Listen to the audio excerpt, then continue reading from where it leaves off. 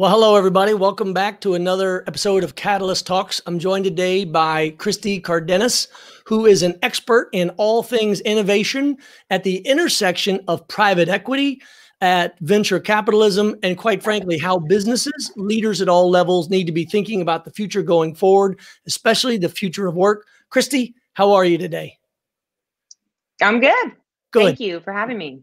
Good. Well, what we want to do is, because this is a live audience, we've got folks on LinkedIn, Facebook, as well as over on YouTube. We want to, first of all, get an idea of where you are and where you're thinking about these big ideas. We'll pull up some of your work. But most importantly, I want to get into a dialogue with you to figure out what is it that the private sector, academia, and government need to be thinking about at the intersection of the future of work, where we invest our resources, where we invest our time. Take it in any direction that you want. And as questions come in, we'll allow the viewer to add comments as well. So what do you think are the opportunities and what are the challenges? Okay. I believe that job creation and this future of work situation we have at hand is going to be the challenge of our lifetime. Basically, because of the way that automation and connectivity paired together have connected to drive forward innovation and technological advancement, but also displacement. We are eliminating human jobs very quickly, and the economy has not adapted to respond to that pace. And what the challenge that we have at hand here now, particularly triggered by COVID, is how do we adapt in order to have the economy structurally serve people broadly? Yeah. So estimates are anywhere between 10 million and 20 million Americans still out of work. A lot of people, like you just implied, think that COVID will simply accelerate a lot of companies just moving to more automation because it's cheaper and makes them less susceptible to future problems with the workforce. What are the industries you see that people are most susceptible to? Let's start there. So what are the industries that's happening the fastest? Well, good question. It's not so much specific industries as it is routine tasks within particular industries. Yeah. So you've got, I think about it in two buckets. One is good producing industries. So that's manufacturing, oil and gas, mining, agriculture, and those in types of industries, or the industrial type of stuff that's in place all over middle America is, moving quickly. And, I think we have a special sort of situation here with oil and gas in particular, not so directly tied to automation, but just because of the way that things are changing in the world and here in Texas, that we need to adapt to what Texas is going to look like tomorrow. Yeah, we'll talk a little bit about that, because when people think of Texas, they either think of it as its own independent nation or a state that I'm tired of hearing about, or that's a place they love and they want to get there one day if they're not already here now. There's a lot of different ways to look at it. But as I remind people, 10% of every school-age kid in America lives in Texas right now. So the decisions that we make about future education and workforce will have an outsized impact on the rest of the country. So what are you seeing as some of those trends, whether it's in oil and gas and other places that people need to be aware of? So, well, Texas, I love Texas. I'm biased. I'm from New Braunfels, right down the street. And we have the 10th largest economy in the world. So we're huge. We're an economic leader. And a third of our economy is wrapped up in oil and gas. We've got a $3.5 billion hole in the 2020-2021 budget related to oil and gas. And so we have a big challenge ahead in terms of where is all of that economic capacity going to go as oil and gas changes going forward. And so it's up to us to figure that out. And, some of the industries that we need to focus on are pretty intuitive. Clearly, clean energy. We're an industry leader in energy, and that's not going to change. But, other elements of oil and gas are not really suited for clean energy. There's different competencies, different talent bases, and all of that. And that's where, more industrial applications like robotics and harder, deeper tech comes into play. And I think Texas has a big future there. Yeah. You know, you recently released a report. I read it this summer, looking at some of these trends. Tell us a little bit about that report and what are some of the biggest takeaways that people need to know. And we'll try to bring that up on screen. There you go. Thanks, Nora. Yeah. So the point is that, you know, you mentioned before that COVID could be an accelerant to what's happening with automation. And it is, you know, everything's going digital, where people are being cut out of the loop wherever they can. And not only that, but economic distress is also an accelerant. If you look at the last, you know, every recession since the mid-'80s, you have companies pausing in the economic downturns, firing people, investing in automation, and they never hire the people back. And so the question is, where do those people go? And here we are sitting in deep unemployment. And the point of the Silver Line Report is really just to say, we have a special chance right now to kind of structurally correct some of these inefficiencies that we've been experiencing in grading magnitude over the last couple of decades. And we can be really targeted about how we spend that attention. We have amazing tools. We have the internet, which is wild. You know, there's so much we could do with data and the internet to focus on emerging opportunities. Well, and that's the point. You know, these emerging opportunities and the opportunities brought by COVID highlight, for instance, I'll give one example, the access to broadband, which for so long we talked about the access to broadband rurally. And we thought that was where the only problem was. But COVID has exposed the fact that as we moved all these kids home and so many people had to work from home, that there are huge pockets within inside of urban areas that lack access to broadband. So if you take either broadband or any other area you want, what are some of those opportunities where people need to be thinking about investing and double down for the future? So I'm with you on broadband, honestly. And I really think about it like innovation and infrastructure. And, you know, here in Texas, the economy is so important to us. And I think we have a special chance to invest in infrastructure that will streamline the economy. And so, you know, that means physical infrastructure. So enabling autonomous systems and, you know, stuff that's pretty far out there and pretty basic stuff like broadband, but also, you know, digitizing technology commercialization through the universities and just fixing the chain that is the root of innovation to what we receive in the market and becoming more efficient. Well, you know, you bring up a great point. You and I overlap in a lot of different areas, not just at the intersection of innovation and investment, but also in this idea of return to work. At the Texas Association of Business, we're on the return to work initiative. But the way I like to frame it is it's not just return to work after COVID. It builds on what you talk about, which is return to work after COVID. And then now what? Meaning, as so many of these jobs were shed, which one of them are coming back? So you mentioned the role of university. There's a role for community colleges. Are there anybody that you want to give a shout out to that we can drop in the comments for others to be able to know more about or to follow? Because the whole point of these LinkedIn conversations is to raise people awareness. And because we do it in the platform of LinkedIn, they can ask us questions live to be more specific, or we can just drop their name in here right now. So who are some of the folks you would highlight as doing it right? So to your point, the problem is really both public and private, and it requires us to collaborate more broadly. And I'm going to sum this up by asking you a question. Go ahead. But, you know, there are a bunch of policy organizations focused on the workforce. You know, like we talked about, where Joseph and I work together on the Texas Return to Work Initiative, and that's supported by the Texas Association of Business and a bunch of other organizations. Texas 2036 has some similar ideas and kind of has recognized certain problems, disconnects, let's say, in the talent that Texas is producing and what the workforce needs. But let's pause and talk about just that one idea for a minute. Texas 2036, and many states may have something similar, was an initiative created originally by the business community who looked backwards at the pipeline of talent in the state of Texas coming out of high school. And one of the things that they saw that scared them to death was we have a smaller and smaller percentage of the population after high school that is either career or college ready. And you just can't keep an economy as red hot as Texas going if you don't have access to that talent. That's in many ways why Texas 2036 was born. So thank you for starting with that first example, but I cut you off while you were talking about others. What are some others that you want to highlight? Well, I'm with you about Texas 2036. You know, and just one more comment on them. They use data to inform decision making, and that's another piece of the equation. Well, yeah. And the other thing, in addition to data that I think is important, as you know, with USTomorrow, we work with Polco, which we can drop in the second. Oh, there's Bob Cartwright.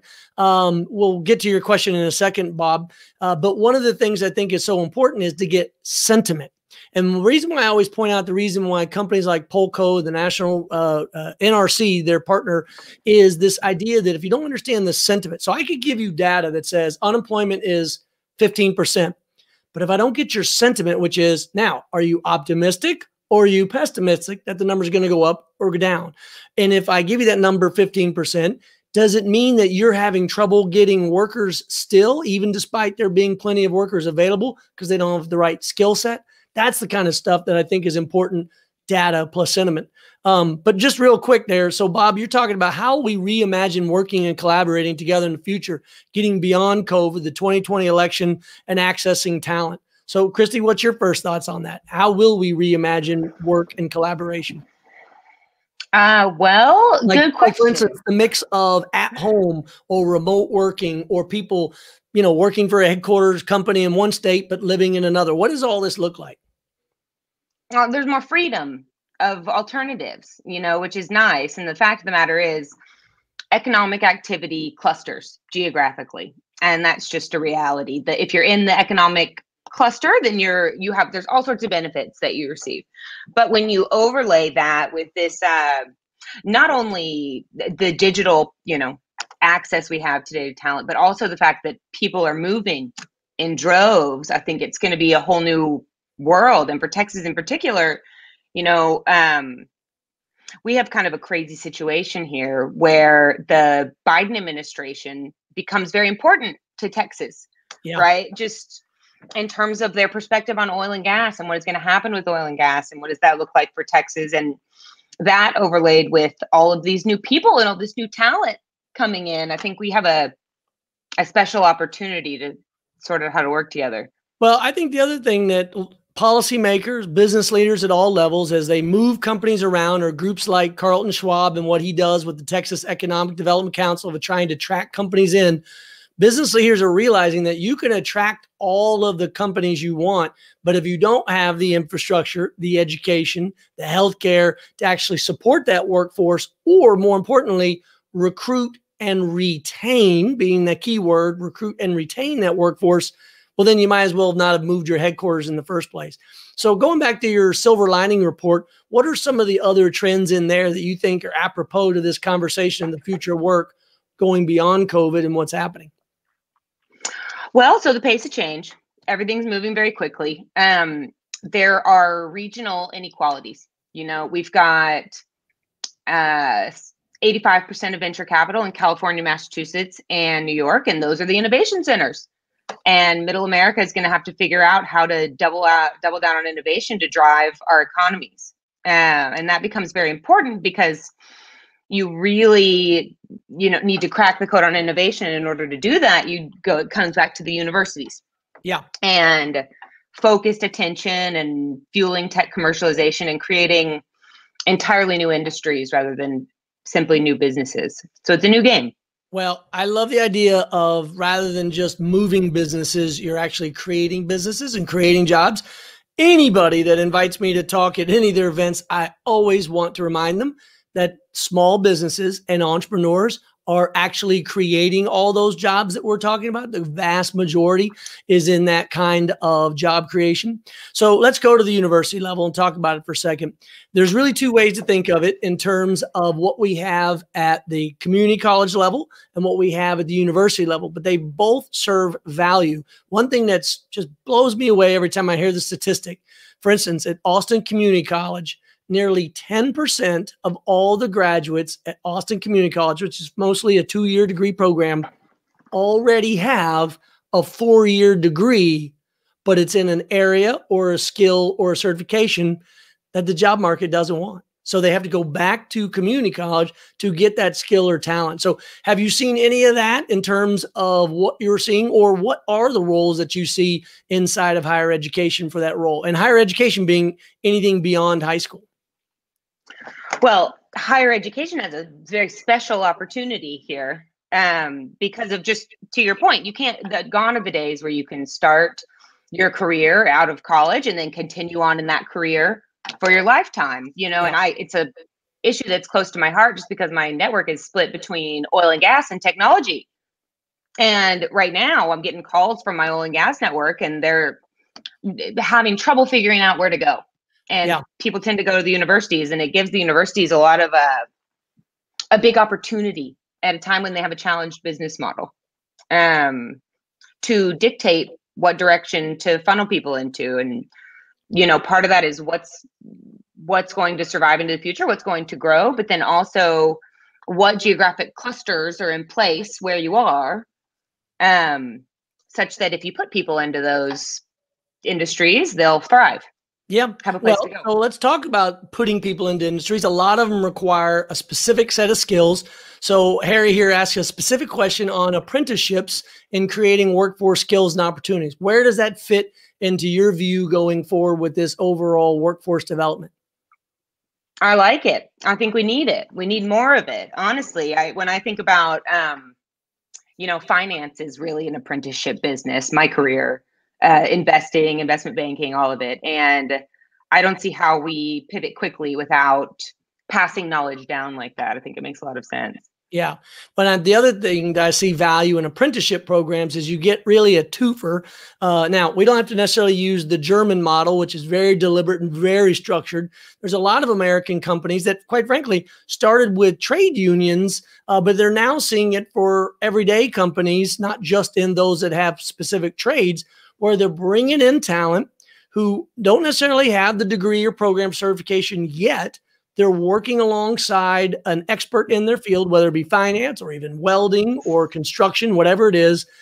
And they may not be paid much more than minimum at the beginning, but then as they get that certification, as they get that experience on the job, not only does their pay go up, but their opportunities go up.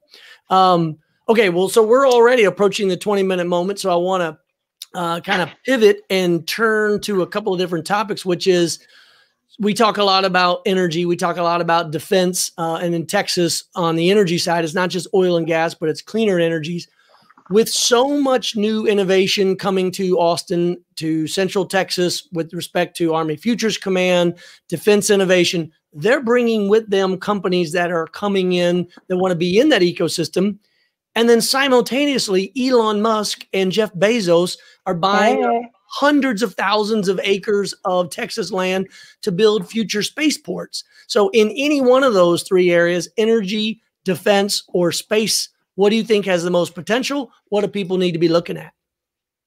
Well, defense is, a key. If you look at the way that Silicon Valley grew up and the broad risk appetite that the U.S. government has and the ability to take deep bets like others can't. And they have the biggest pockets to take those bets more than anybody. That's right. Yeah. It really, defense focusing on Texas and Austin can really, bring us into the stratosphere. I believe it's completely true. And then you're building the Texas economy in places that are of priority to, national security. And that's really where I think we want to be anyway. Yeah. I couldn't agree more. I am quite bullish. In fact, I'll try to remember to drop a couple of links into the chat. I did an entire blog this summer around the opportunities for building out the infrastructure of our space industry, not just for the US, but then, of course, like you, I'm biased. I think Texas has great opportunity there. Okay, so as we wind down, what are the takeaways? What are the issues that perhaps either I didn't highlight that you are a champion of and you want to make sure that the viewers are aware of? Well, I'd say at the heart of it, really, it's the need for Texas from the top to the bottom to focus on emerging market opportunity. And when I say that, I don't mean anything that you can look to historically. I mean, what the world is going to need tomorrow. And it's robotics, it's clean energy, it's, build out of the defense industrial base. To Joseph's point, there's so much opportunity, and Texas has so much to offer that if you can overlay all of the strong, elements of inherent value that Texas has with what the future looks like, we can really pay attention in a concerted way to things that are going to grow and, grow the Texas economy in a way that's sustainable. Yeah. Well, in fact, actually, before we pop off, Grover here has got, it looks like a dissertation. I like it. He's talking about how can and should, and by the way, I'll ask you this question. You can feel free to take it any direction you want. How can and should the public sector engagement at all levels, meaning I assume he's meaning city, state, federal level, adapt to this new workforce freedom? And I think that's the word that you used earlier, post-COVID, the flexibility required to meet the ever-evolving new normal, because who knows what normal looks like going forward. Is it a true laboratory? And or will data and business and perspective help create that template? Meaning, where do you think the trends will come from the most? That'll be a part of that.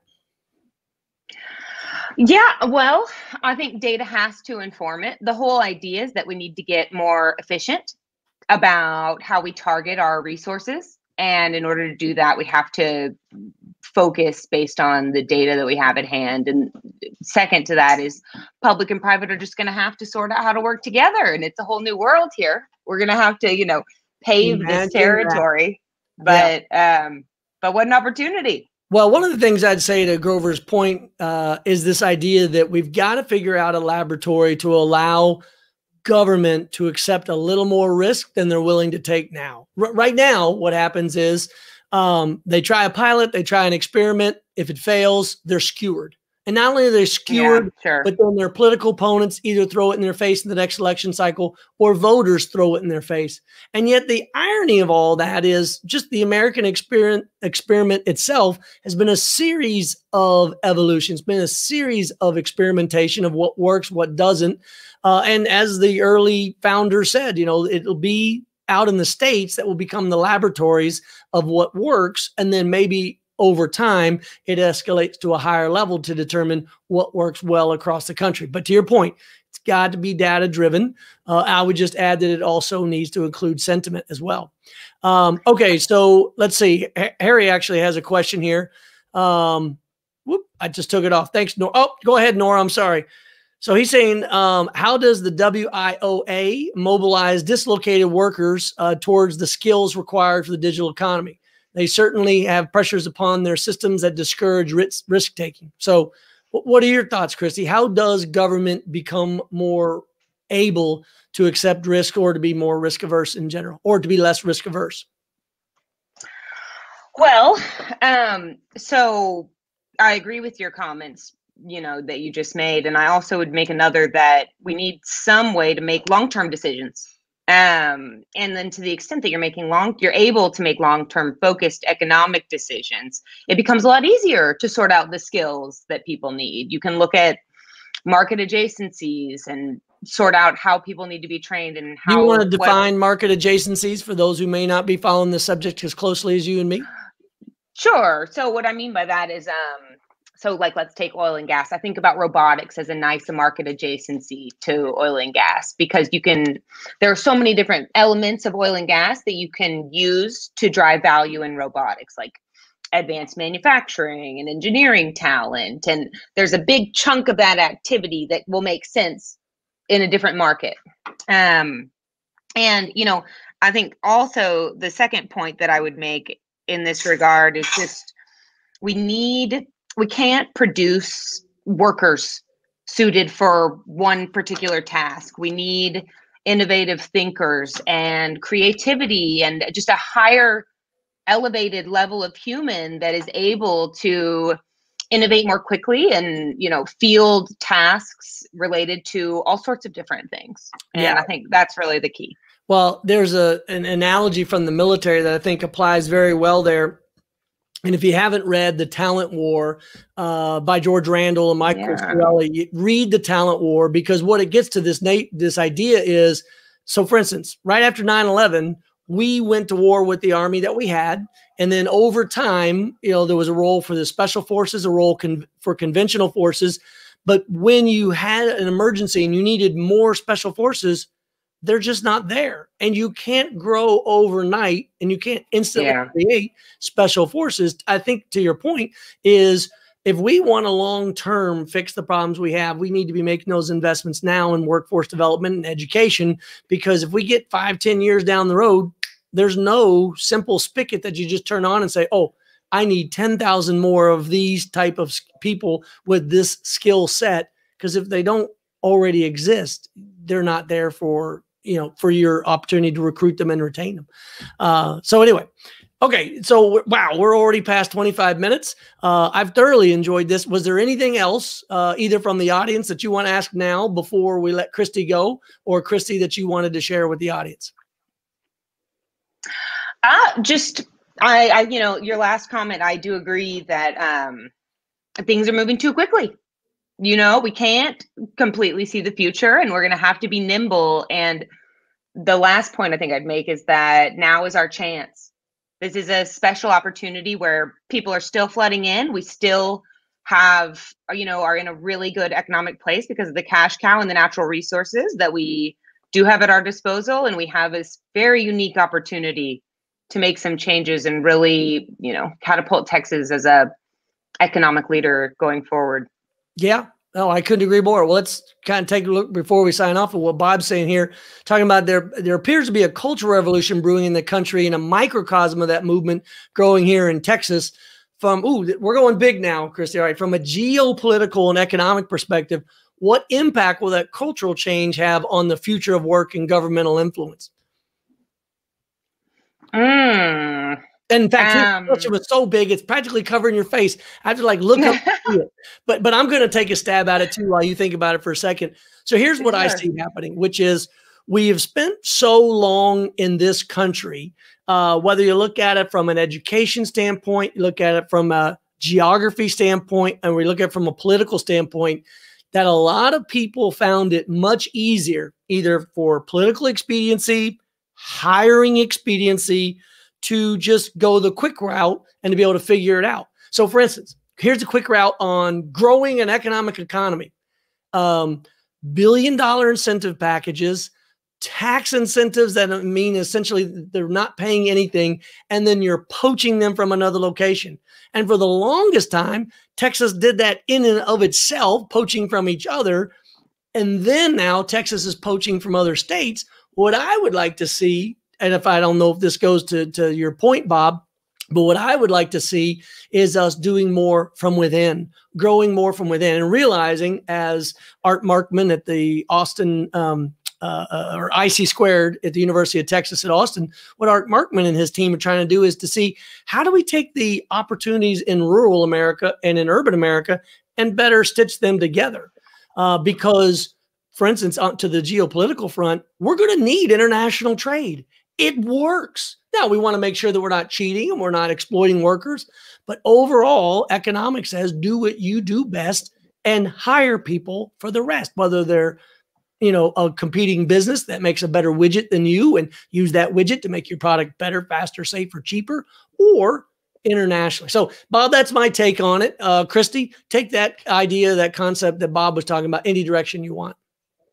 Yeah, well, I do agree, honestly. And I see this sort of, we have all this new blood coming into Texas. And the question is, who is Texas going to be now? And I think there's a little bit of defensiveness, in some of the legacy Texans here. And I feel it myself, just how can we remain How many true generations of Texas are you, Christy? As many as I can count, I love Texas. I do. And this kind of unique challenge that Texas had, the blue dot of Austin and the red of rural Texas, and how are we going to make this whole thing work with all of the amazing things that we have at our disposal? It feels like a special time for me. I know my husband feels this way too. We feel lucky to be here right now, and lucky to try to be a part of it and to try to push us forward into the future, and into a place that kind of fits right with the heart of Texas. Yeah. Well, Pam brings up a great point. I want to get your thought on this from a venture capitalist, from a private equity investor. Do you look more at companies that seem to have a leadership team of great character, or do you look into invest in teams that have a lot of great experience? Pam's point is you hire for character, you train for talent.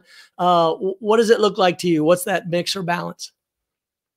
Well, I tend to agree. I myself like generalists just because I think there are so many things that you can learn from And let me different just spheres. interrupt with a shameful plug for David Epstein's book, Range: Why Generalists Are Thriving in a Specialist World. If you haven't read that book, check it out. But anyway, I'm sorry. I just wanted to share that book because it is spot on with what you're talking about.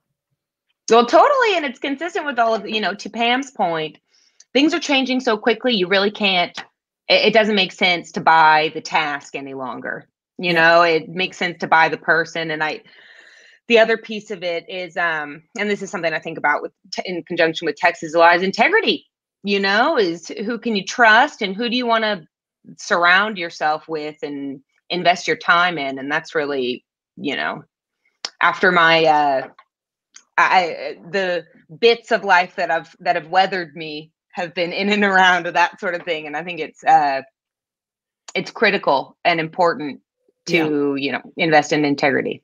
Well, so to that point, so Harry is talking about this idea of Moore's Law and how it's impacting technology and education to be able to support new technologies. His point is we have not solved how to overcome the gap in the workforce talent and human capital, which is essentially much of the theme we've been talking about in this conversation. So perhaps let's talk about something we haven't yet, which is what happens if we don't? What happens if we just keep missing out on opportunities to invest now and we get down the road 5, 10, 15 years from now and the American workforce does not meet the needs of the American business community across all sectors? What does that look like? What are the consequences? Well, so I'll start with America, but then I want to focus in on Texas. America is fighting for global innovation competitiveness. And this is a real, it's easy to get fat and happy as an American because our lives are wonderful. And there's so much that we do have, but things are changing and globalization is real. And, specifically as it relates to Texas, there is a very similar analogous situation that happened about 5 years ago with coal. That basically we discovered all of this natural gas in the United States, and that's directly competitive with coal. And so the market dynamics were challenged for coal from 2011 to about 2014. And at that same time, when coal is in distress, the Obama administration put a lot of regulatory risk and regulatory penalties into the coal market. And it got to the point where coal was virtually radioactive. Yeah, and don't forget that was simultaneously the moment when 15 years of investment in transmission lines to take wind-powered electricity from rural Texas to the urban markets was like that 1-2 punch for coal, such that in November of 2015 was the first time in Texas in our ERCOT, our grid, that wind production produced more electricity than coal production. So anyway, I just wanted to point home. Yeah. Well, that's right. And, I don't see the situation with oil and gas today so dissimilar, honestly. We just had negative oil prices. The industry is experiencing a lot of consolidation. I just read a study about the super majors in energy are now European clean energy companies. They're bigger than Exxon, they're bigger than Chevron, bigger than BP, and things are changing. We've got Tesla and electric vehicles, and with 70% of oil expended in transportation, these are real economic risks. And the question becomes, how concentrated do we want to be there? And we will, as a people, suffer for it if we don't respond. Yeah. Well, let me check it on our calendar here to see what I've got next to make sure I'm not leaving anybody hanging, because we've got more questions coming in and I'm good. Do you have a few more minutes? Because we've got more questions. Yeah. Okay. So what Mr. Byars here is asking about is, and we talked about this a little bit, we didn't go into much detail. And so maybe this is time for going into detail.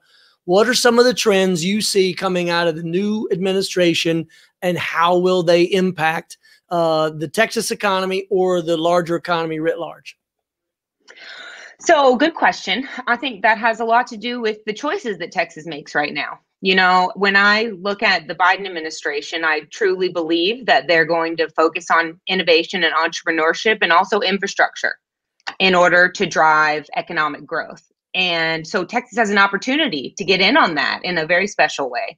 Yeah. But if we cling to the status quo and we fight it the whole way forward, I think we're going to find ourselves missing out on a golden opportunity. And it's really up to us. So let me just build on that idea. Let's talk about infrastructure. We finally have the chance. I thought we were going to do it in the last administration at the beginning, but we finally had the chance to do that multi-trillion-dollar infrastructure bill. And I see this very similar to how the country reacted during the Great Depression in the 1930s, because two things come out of that infrastructure bill. Number one, it's an immediate cash stimulus into the economy that will help create jobs. But those jobs specifically will be building, for instance, hopefully the barrier needed to be able to protect, Houston, Galveston, the industry along the Gulf Coast, because what many Americans don't know is the largest petrochemical facility in the United States is along that Gulf Coast. And for people who think, oh, I want to close that down or I don't want that to be around, well, yeah, but many of the things you buy and use come from that petrochemical industry. And even more so, we want to protect we want to build the infrastructure to protect it, because whether you like it or not, if a hurricane were to hit specifically that region, we're going to spill millions of gallons of petrochemical agent into the environment, which we don't want. So I think that's just one example of what the infrastructure bill could do for the region and do for the country. I think the other is in high-speed transportation, high-speed rail. I know the airlines are going to say that that's unfair competition, but if we remember, right before COVID, it was hard to get a line to begin with in terms of, tickets and opportunity and change. So what other areas do you see inside the infrastructure bill that might be able to benefit not just Texas, but other parts of the country? So, I agree with you completely about infrastructure. And to me, it just makes all the sense in the world. Why would you not, build out your infrastructure of your state, in particular your economic infrastructure, and also create jobs at the same time? Of course, yeah. It's a no-brainer. And with people flooding into Texas, we clearly need a more sophisticated transport infrastructure. I feel it, even with COVID. And I think there's sort of two pieces that I spent about 5 years in energy infrastructure, private equity investing. And there is so much that Texas can continue to do in energy. And to your point about the petrochemical infrastructure, a lot of petrochemicals is going to take over oil and gas. It'll be a bigger chunk than it has been before. And that becomes very important to focus on and build on. And I'm with you. And then, so let's pivot for a second. We're going to pivot back a little bit. Dan just joined us and is asking about what are the underlying problems that we will experience because of COVID, not what COVID illuminated in the current state. COVID will have negative impacts too, and what are they in the workforce? So we've talked a lot about the positive opportunities, but what are some of the negative opportunities, to Dan's point, that really will be bad going forward because of COVID with respect to the workforce? Well, so COVID sort of took an already fast-moving situation and lit it on fire. So the train was already moving really fast, and we were struggling to keep up. And then here we are. The engine car just went. Yeah, and then we doubled the speed, and the train's running away. And so, as I do believe that there's real opportunity longer term once we sort out how to handle this whole thing, but there is inevitable friction. There's deep unemployment, there's homelessness. Yeah. I see it everywhere, and I know it's related to the economy not working quite right. We haven't quite figured it out. It hasn't gotten painful enough for us to work together to solve it. So there will be pain. Yeah, and Dan, there will be negative. Yeah, Dan, my point to my thoughts on your question of the negative sides of COVID is, it is, to Christy's point, accelerating the speed by which people are dropping out of the economy. We already had that trend going, and this is just going to make it worse. I see Bob's got another question, so let's hop into it here. He's asking, what should be the new mantra in Texas as it relates to the future of work in describing or driving economic and business opportunities to excellence? And do you believe that we can get everybody on that same train? As you just said, that train's on fire, and we got to figure out how to not only keep it moving, but put the fire out. So what is that new mantra? How do we do it? Well, I think it's rooted in the Texans and who we are. And it's about being wildcatters and entrepreneurs and taking risks and forging into the future. And I really think it's a cultural ethos more than anything else. And, I hope that we can come together and figure it out. I don't know. I was in venture capital raising a fund, and I just started to realize that this problem is bigger than any one fund. And it's bigger even than just private enterprise alone. It's really going to require all of us coming together and collaborating in a way that we have rarely done in the past. Yeah. Well, thank you for that answer. I'm going to, actually, let me give my thoughts, Nora, if we can drop that down for just a second, because I just finally finished reading Lawrence Wright's book, God Save Texas. He's a Pulitzer Prize winning author, all kinds of stuff from writing screenplays to nonfiction, fiction. But on this particular introspective, it goes to Bob's point about this new mantra. And what he highlighted so well in this book is the idea that what made this state great is much of what made the United States great, which was people who were setting out to take risks, setting out to try and explore, who probably had to leave the eastern part of the country because they were either chased away, lost a job, or oftentimes got somebody pregnant and two of them had to leave and they came west. But in that idea of we've lost everything, now let's start something new, that I think is the mantra, which is, okay, it broke. It's not working. What do we do? So let's go to Dan's point here real quick. He's talking about on the goal point, the need to read The Accidental Superpower by Peter is it Zahine? Our country is geographically a much better state than most of all, if not all countries. Highly suggest reading it. Thanks for that recommendation, Dan. Let's go to Elijah's point if we can. So he's saying, we were talking about data earlier, Christy. What is the data we need to focus on? Is it the champion data-driven decisions that he's talking about? Isn't it a little bit paradoxical when it comes in innovation? And so can we really solve, he asked, the new problems with old information? So what are the questions that we're asking or should be asking? What should we be measuring? Sure. So I think there's a couple different layers of data that become important. One is the economic clusters in place in Texas. You're not going to build a super cluster of something that's not already here or something that's not suited to be here. And so you really have to use not only the people and the talent that we have and the enterprise that we have, but also the core advantages that Texas has when it comes to import-export. Take inventory of those human skills and the human capital that's here to begin with. Yeah, I'm saying, assess who you are, assess what your strengths are, and let's keep that in mind as we look to the way we believe the future is going to look tomorrow. And the thing about it is so yes, you can't look at history to extrapolate it, but you can make some pretty sound logical arguments about what's going to be big. So let's take, and I keep using robotics. It's a space that I know well. But if you look at the labor markets and you look at the size of the labor activity that is focused on routine tasks that already today can be automated by a machine, stuff that humans probably shouldn't be doing, and also they're expensive to do, that they don't want to be doing, they get hurt, they die. There are very clear reasons why machines are better suited to do this stuff. And when you look at, on an industry by industry basis, those segments of the economy, you start to understand the real magnitude of the robotics opportunity. It's trillions and trillions and trillions in perpetuity, right? And there are other instances, clean energy is another really sound example. Clearly, the world is moving in that direction. Healthcare, biotech, COVID has illuminated some arenas that make it very clear what the market is going to demand. And so if you take the competencies of Texas, the clusters we have in place, the people we have here, the activity going on at our marquee research universities. And then you make some choices about what side of history Texas wants to be on. What are we going to choose to focus on and choose to build towards and choose to lead? Yeah.